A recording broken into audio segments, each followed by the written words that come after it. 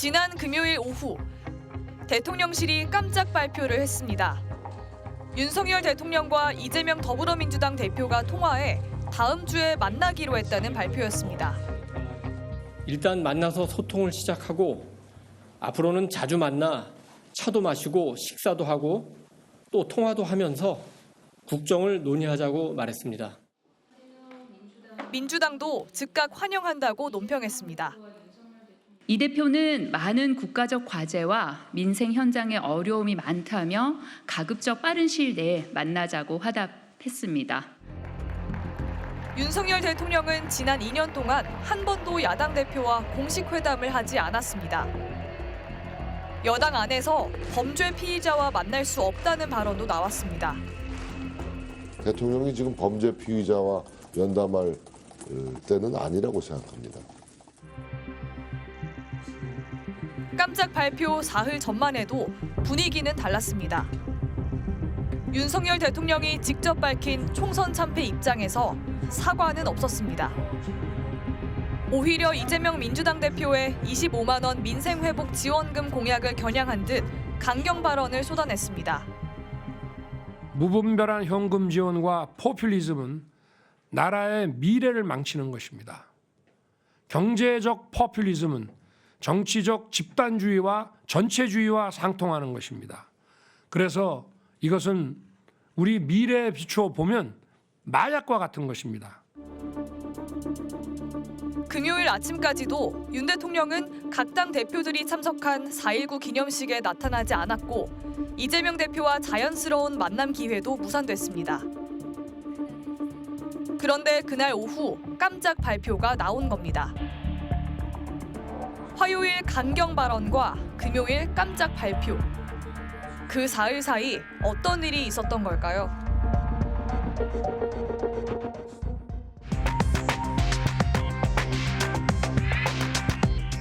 안녕하십니까, 이휘준입니다.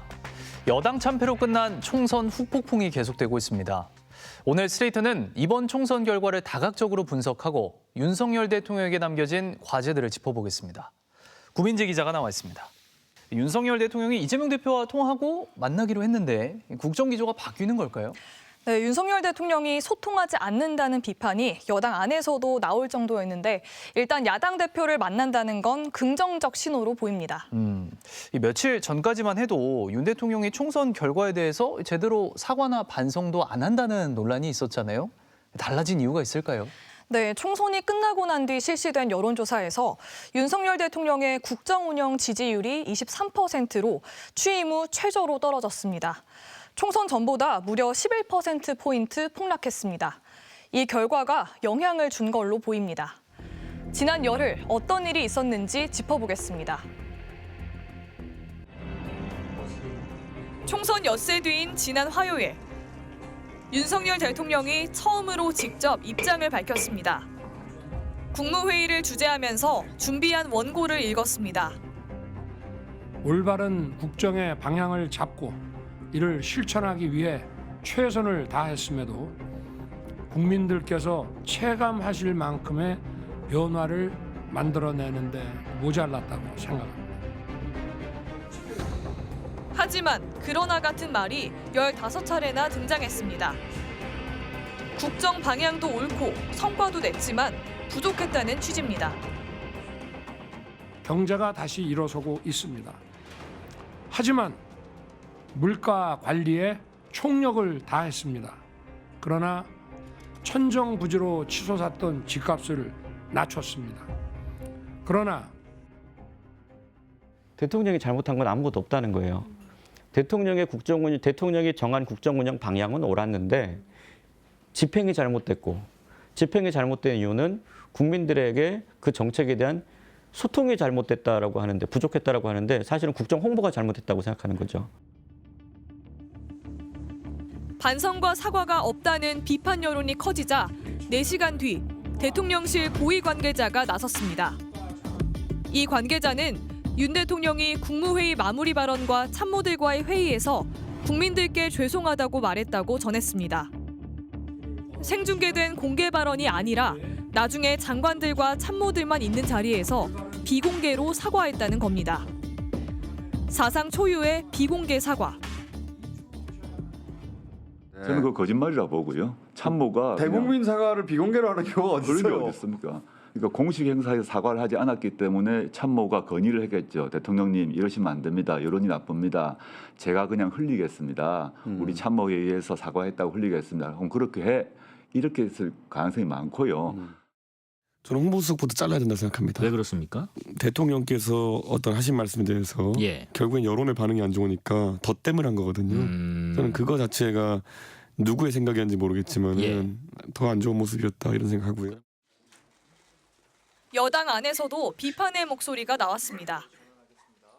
뭐 말씀하시고도 싶었겠죠. 그런데 그 부분이 빠져서 아마 뒤에 수석이 이야기를 하신 것 같은데 그것도 하나의 잘못된 그런 흠이 돼 버렸습니다.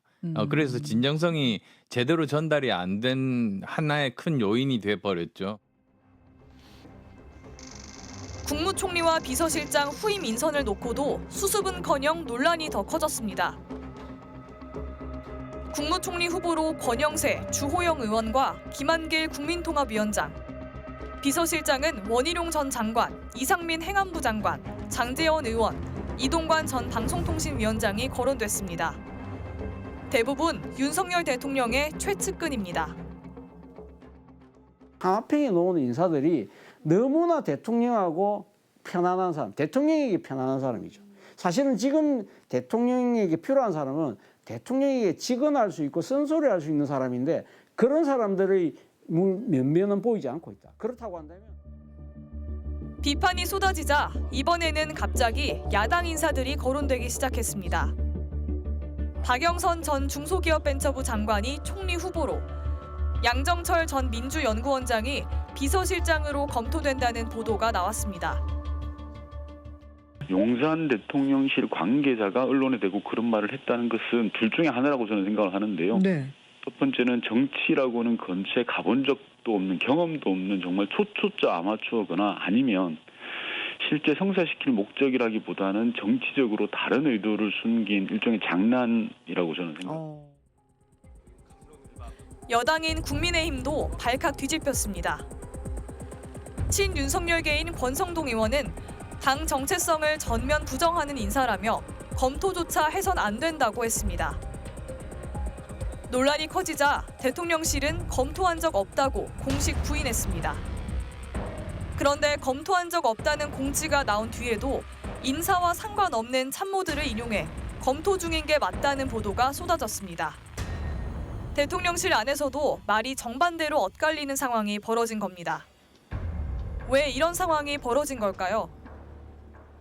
이 얘기들이 인사 라인이 아니라 홍보기획 라인에서 나온다라는 이제 설들이 도는데, 홍보기획 라인은 아무래도 김건희 여사의 입김이 좀 세게 그 구성된 당시부터 들어간 것 아니냐라는 얘기들이 뭐 정설처럼 돌고 있습니다.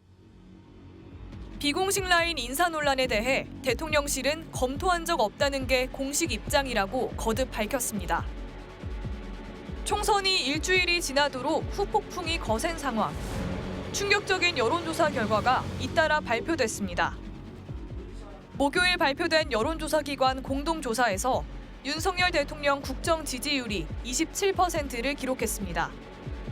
총선 전 38%에서 2주 만에 11%포인트 폭락했습니다. 취임 이후 가장 낮습니다. 부정평가는 64%로 치솟았습니다. 다음 날인 금요일 발표된 갤럽 조사에서도 윤 대통령의 국정 지지율이 23%를 기록했습니다. 34%에서 23%로 11%포인트 폭락했습니다. 부정평가는 68%까지 올라갔습니다. 서울 지역 지지율은 39%에서 27%로 떨어졌고, 윤 대통령의 탄탄한 지역 기반이었던 대구 경북마저도 49%에서 35%로 14%포인트나 폭락했습니다. 단기간 지지율이 이렇게까지 떨어진 건 이례적입니다. 심판이라고 사람들이 이야기했는데 반응이 본인은 심판당했다고 생각을 안 하는 거죠. 내 진심을 몰아넣어줬을 뿐이다. 이건 전혀 이런 인식을 가지고 바뀔 거라는 거는 정말 기대하기 어렵고요. 이후에 인적 쇄신 관련해서 더 이상 기대할 게 없을 것 같다. 충격적인 여론조사 2개가 발표된 직후인 금요일 오후, 윤석열 대통령은 이재명 민주당 대표에게 전화를 걸었습니다. 우여곡절이 있었지만 어쨌든 윤석열 대통령이 제1야당 대표와 통화도 하고 이번 주에 만나기로 했다고 하니까 기대가 됩니다. 사실 여소야대 국회에서 윤석열 대통령의 선택지가 많은 건 아닙니다. 거대 야당의 협조 없이는 법안 하나 통과시키는 것도 불가능하기 때문입니다. 지난 2년 동안 야당 대표를 따로 만난 건 한 번도 없었잖아요. 지금까진 그럼 왜 그랬을까요? 윤 대통령은 여당이 다수당이 되지 못하면 식물 대통령이 될 거라는 말을 한 적이 있습니다. 그만큼 총선 승리가 절박했다는 뜻이죠. 총선에 올인했지만 결국 실패하면서 국정기조에 변화를 줄 수밖에 없게 된 걸로 보입니다. 총선을 8개월 앞둔 지난해 8월, 윤석열 대통령이 국민의힘 연찬회에 참석했습니다. 윤 대통령은 국회도 여소야대, 언론도 야당 편이라며 어려움을 토로했습니다. 우리가 지금 국회에서 여소야대에다가 언론도 지금 전부 야당 지지 세력들이 잡고 있어서 그저 24시간 우리 정부 욕만 합니다. 검사에서 정치인으로 화려하게 변신한 윤석열 대통령.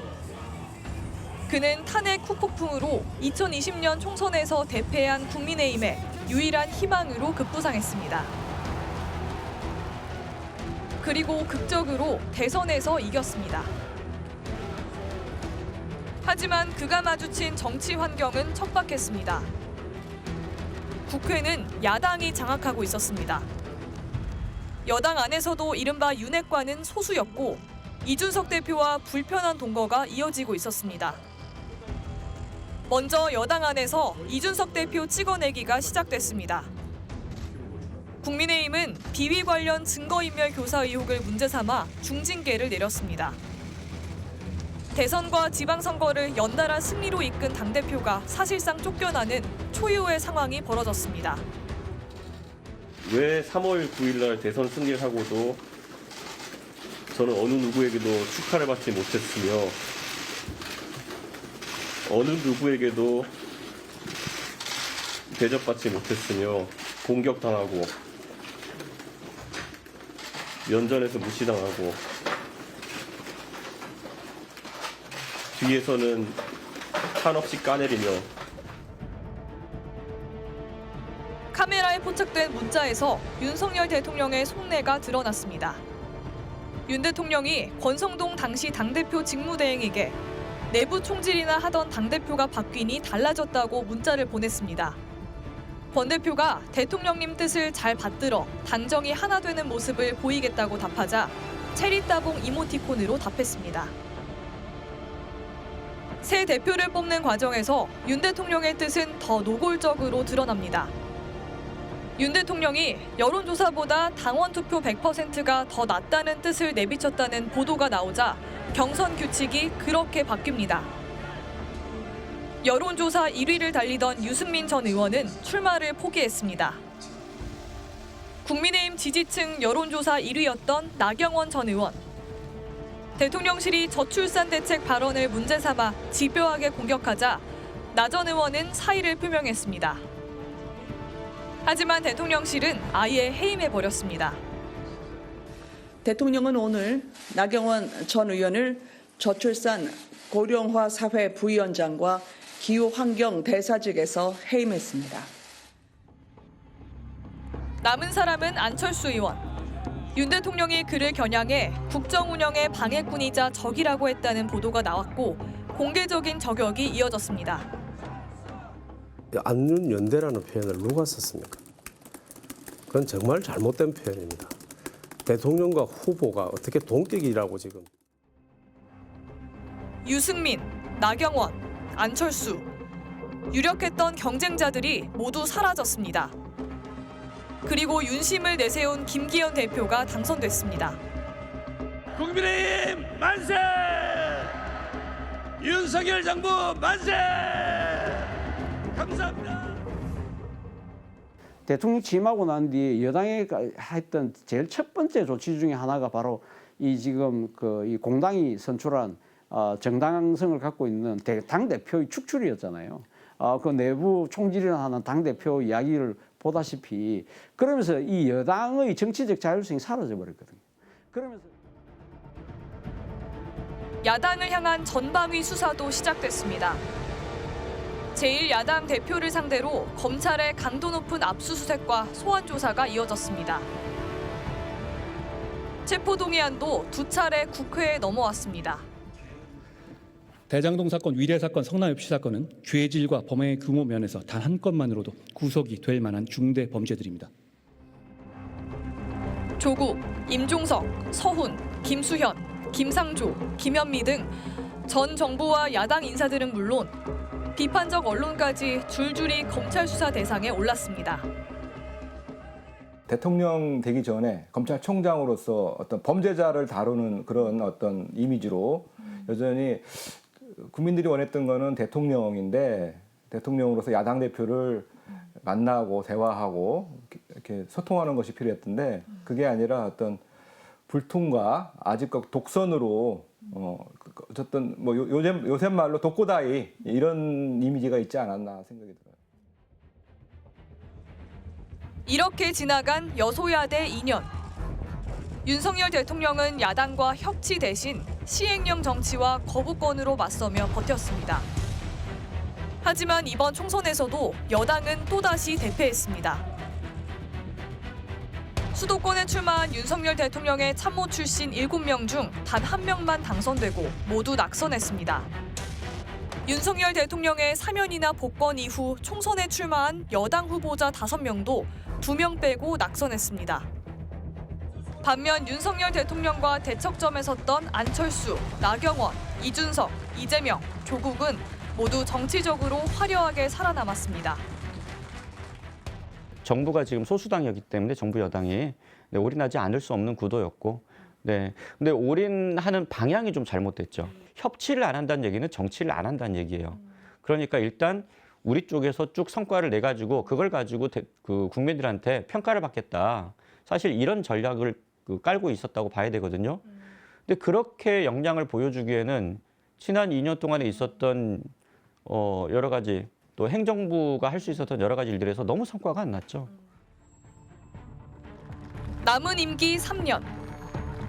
윤석열 대통령은 스스로 예측했던 것처럼 식물 대통령이 될까요? 윤 대통령에게 남은 선택지는 넓지 않아 보입니다.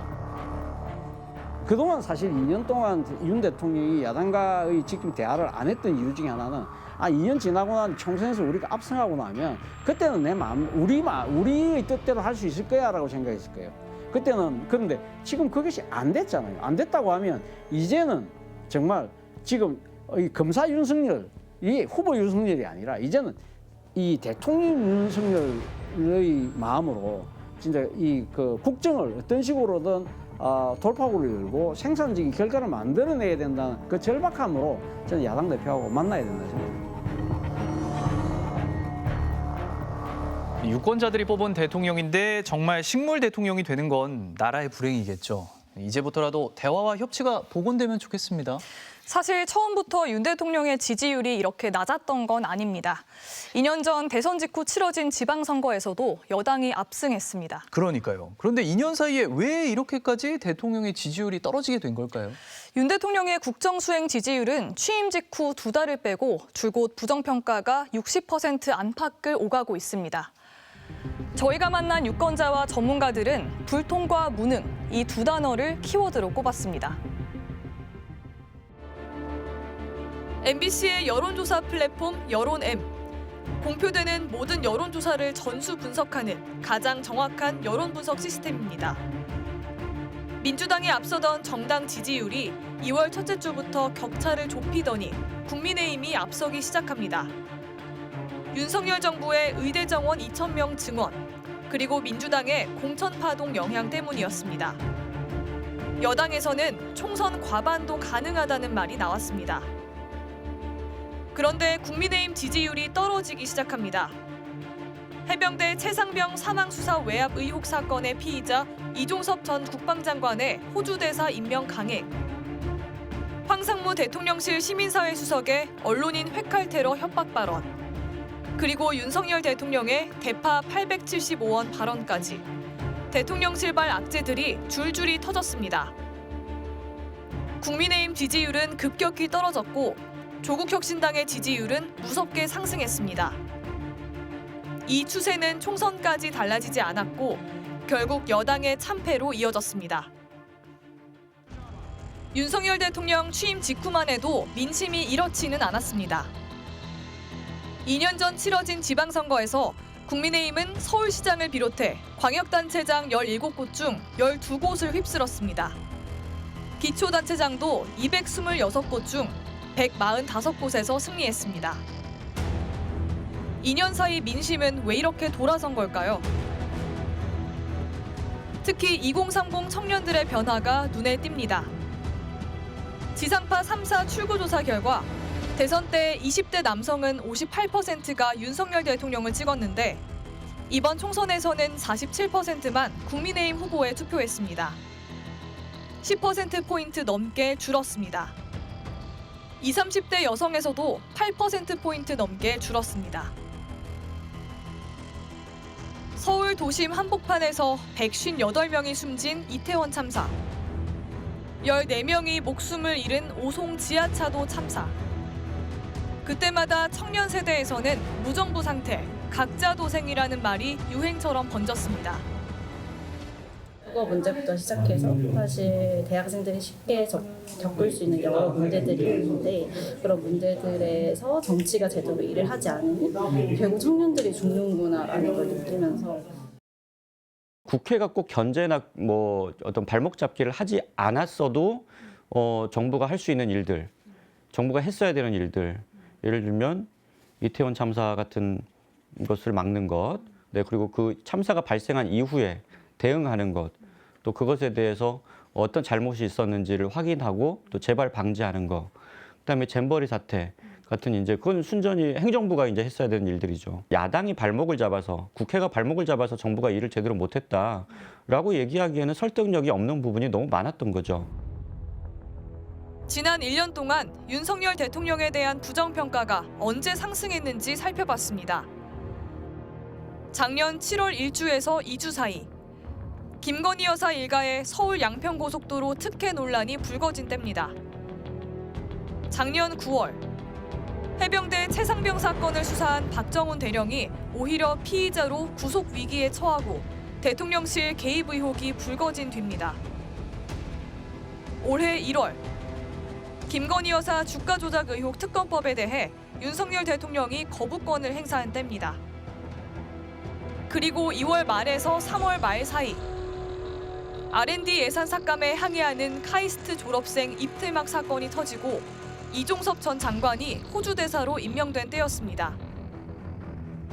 그리고 총선 직전 정권 심판론에 결정적으로 불을 붙인 대파 발언이 나왔습니다. 저도 시장을 많이 봐봐서 대파 875년 합리적인 아니라고 생각합니다. 국민들은 그것이 단순하게 이 대파 단위 가격의 문제가 아니라 그동안의 민생과 경제를 대하는 대통령의 태도와 그 국정 스타일에 상당한 실망이 거기에서 표출이 됩니다. 일종의 그건 하나의 내관을 건드리는 하나의 발화점이었다. 이렇게 돌아보니 정말 많은 사건들이 있었던 것 같습니다. 결국 정권 심판론이 총선을 결정지은 거네요. 이번 총선에서 조국혁신당이 약진한 것도 그런 뜻이겠죠? 사실 2달 전 조국 대표가 총선에 뛰어들 때만 해도 이렇게까지 약진할 거라고 예상한 사람들은 별로 없었습니다.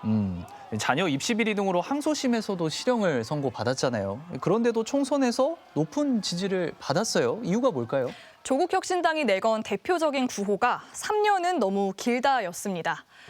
표를 준 유권자들에게 물었더니 윤석열 정부를 심판할 수만 있다면 흠결이 있더라도 상관없다고 했습니다. 지난 2월 8일 조국 전 법무장관이 항소심에서도 징역 2년의 실형을 선고받았습니다. 딸의 인턴 증명서와 표창장 위조, 아들의 온라인 대리시험 등이 유죄로 인정됐습니다. 닷새 뒤 그는 부산에서 신당 창당을 선언했습니다. 무능한 검찰 독재 정권 종식을 위해 맨 앞에서 싸우겠습니다. 실형을 선고받은 피고인의 창당 선언. 진보지인 한겨레조차 국민이 납득하겠냐며 비판적 사설을 실었습니다. 그러나 불과 2달 만에 조국혁신당은 놀랄만한 결과를 만들었습니다. 선거 기간 내내 조국 대표는 선명성을 강조하며 탄핵을 암시하는 구호를 내걸었습니다.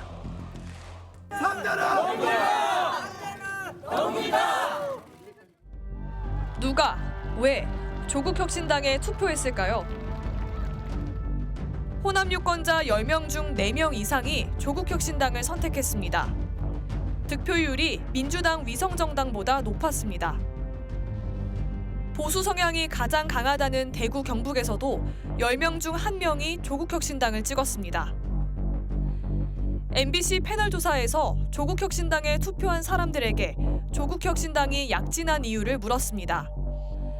가장 많은 40%가 조국 대표 일가 수사의 형평성 문제를 꼽았습니다. 조국혁신당의 공약에 동의해서라는 응답도 25%였습니다. 윤석열 정부가 2년 동안 하는 일이 좀 약간 뭐라 그럴까?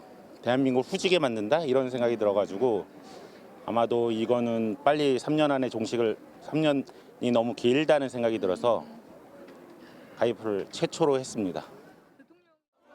조국 대표가 2심까지 유죄 판결을 받은 사실은 선택에 영향을 주지 않은 걸까요? 야당은 그만큼 역할을 좀 다 못하는 것 같아요. 국민이 시원한 걸 긁어주지 못하기 때문에 그래서 이게 좀 조국 혁신당의 우리 조 대표는 뭐 여러 가지 자기의 흠결이 있다고는 하지만 그러나 국민의 마음을 잘 이해를 해주고 그걸 대변해 주는 것 같아서. 윤 대통령하고 뭐 그 부인도 공정, 상식, 정의 이런 것에서 떳떳하게 말할 수 있는 입장은 아닌 걸로 알거든요. 네. 그래서 그리고 이제 뭐 이분들이 뭐 후보들이 뭐 어떤 그 사법적인 문제가 걸려 있다고 하지만 그게 무슨 어떤 뭐 파렴치한 범죄가 아니고 어떻게 보면 글쎄 뭐라고 해야 될까? 어떤 정치적인 그 문제라고 해야 되나? 그렇게 생각합니다. 조국 혁신당의 돌풍이 22대 총선에 아주 중요한 질문을 던지고 그다음에 연구해야 될 과제들도 굉장히 많은데요. 조국 혁신당은 기본적으로는 윤석열 정부에 대한 강도 높은 정권 심판에 대한 의지를 가진 유권자들이 민주당보다도 조국 혁신당이라는 대안을 또 선택했을 가능성이 있고요. 또 하나는 거대 양당한테 국민의힘과 더불어민주당한테도 경고의 메시지를 보내고 싶은 유권자들도 조국 혁신당을 지지했을 가능성이 있다라고 생각을 합니다. 이런 높은 정권 심판 의지는 민주당 압승에서도 읽을 수 있습니다. 친명 횡재, 비명 행사라는 말이 나올 정도로 공천 내용이 극심했던 민주당. 지지율이 떨어지면서 국민의힘에 밀리는 듯했습니다. 그러나 결과는 압승이었습니다. 이재명 대표의 당내 장악력은 확고해졌습니다.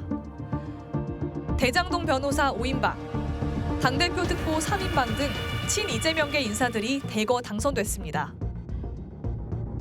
선거 막판, 민주당에도 악재가 터졌습니다. 김준혁 후보의 이화여대 미군 장교 성상납 발언 논란, 양문석 후보의 불법 대출 의혹. 두 후보 모두 당선됐습니다. 정권 심판론이 모든 이슈를 집어삼킨 선거였습니다. 그러니까 정권 심판론이 그렇게 강하면 정치 전체에 다 안 좋은 거예요. 네, 어느 한쪽에 대한 심판을 너무 강하게 해야 되겠다고 하면 다른 쪽에서는 기준이 낮아지게 돼 있거든요. 그것은 뭐 지금 이번 선거에서만 나타난 것은 아니고 어느 정당이 됐든 서로 입장을 바꿔놔도 마찬가지예요.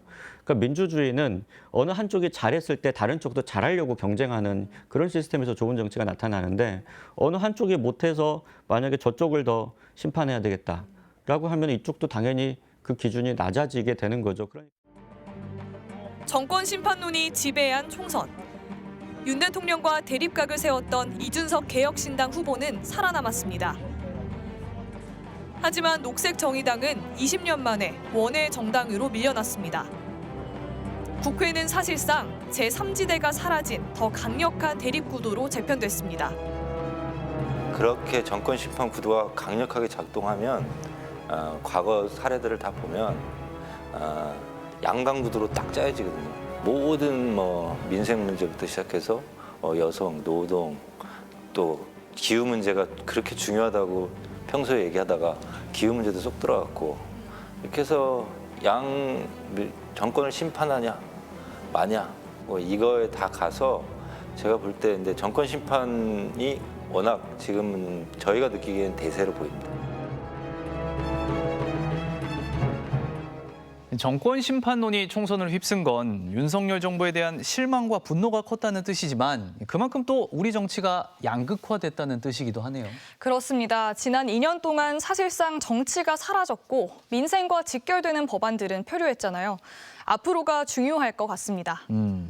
그동안 국회가 법을 통과시켜도 윤석열 대통령이 거부권을 행사해서 강대강 대치가 계속됐잖아요. 이것도 앞으로는 좀 달라질까요? 당장 민주당은 그동안 거부권이 행사된 법안들을 모두 재상정하겠다고 예고하고 있습니다. 강대강으로 대치할지 대화로 풀어갈지 한국 정치가 중요한 기로에 섰습니다. 지난해 8월 해병대 최상병 사망 사건 수사에 외압이 있었다는 폭로가 나왔습니다. 도대체 왜 무엇 때문에 젊은 해병이 죽어야만 하는가? 도대체 누가 이 죽음에 책임을 있는가? 그런데 알 수 없는 이유로 국방부 법무관리관으로부터 수차례 수사 외압과 부당한 지시를 받았고 저는 단호히 거절하였습니다. 스트레이트는 외압의 배경에 수사 결과를 보고받은 윤석열 대통령의 경로가 있었다는 의혹을 보도했습니다. 대통령께서 이런 일로 사단장까지 처벌하면 대한민국에서 누가 사단장을 할 수 있겠냐 이런 내용을 전달하는 게 맞나요? 장관님, 이 얘기를 어디서 들으셨습니까? 민주당은 특검 수사를 요구하고 있습니다. 22대 국회로 넘기지 않고 다음 달 2일 당장 국회에서 통과시키겠다고 밝혔습니다. 조국혁신당과 개혁신당 등 야 6당이 함께 특검법 처리를 촉구했습니다. 여당 안에서도 특검법에 찬성한다는 발언이 공개적으로 속속 나오고 있습니다. 저는 개인적으로는 찬성입니다. 그럼 찬성표 던지실 계획이세요? 저는 그렇습니다. 여권 내에서도 최상병 특검 저 역시도 마찬가지고 김건희 여사에 대한 문제도 우리가 좀 털고 가야 된다고 계속 얘기를 하는 사람들이 나와요. 이 특검은 윤석열 대통령 본인이 수사 대상이 될 수도 있습니다. 수용은 안 하셨을 때는 야당, 범야권의 정치 공세는 더 강해질 거고 여야 협치는 국회에서 일어나지 않을 것이며 그리고 민심이 이반하겠죠, 엄청. 수용했을 경우에는 이것 또한 사실은 파장이 만만치가 않죠. 왜 결국에는 특검법은 당시 장관이었던 이정석 장관뿐만 아니라 결국에는 대통령실을 조준하는 특검법이잖아요. 민주당은 22대 국회에서 지금까지 대통령이 거부권을 행사한 모든 법안을 재상정하기로 했습니다. 국민의힘이 얻은 의석은 108석. 거부권 무력화를 간신히 막을 수 있는 의석입니다. 만약 여당에서 이탈표가 나온다면 장담할 수 없다는 뜻입니다. 거대 야당이 된 민주당도 과제가 남았습니다. 지역구 의석수만 보면 161대 90으로 압도적으로 승리했지만 전체 득표율을 보면 민주당과 국민의힘의 격차는 5.4%포인트에 불과합니다. 4년 전 총선보다 오히려 3%포인트 좁혀졌습니다. 윤석열 대통령의 남은 임기는 3년. 정치는 복원될 수 있을까요? 지난 2년 동안을 돌이켜보면 정말로 우리 국민들이 먹고 사는 문제 그리고 대한민국의 비전들과 관련된 문제 거의 하나도 논의를 못했어요. 정부에서도 그런 주장을 하지 않고 그런 정책을 추진하지도 않고 국회에서도 그런 내용들이 거의 사라져버렸고 우리가 2년이라는 시간을 잃은 거예요. 대한민국이. 지난 2년은 말 그대로 박빙의 대선에서 여야 갈등이 너무 첨예하고 그다음에 그 여소야대 국회에서 정말 대결만 있었던 그런 국회였다고 하면 이제는 22대 국회도 만약에 그렇게 운영된다? 또 4년이 그렇게 흘러간다? 나라가 망할 것 같아요.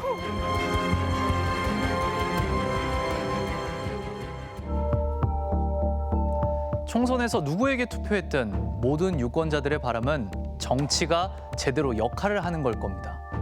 대통령과 야당 대표의 만남이 그 물꼬를 트길 바랍니다.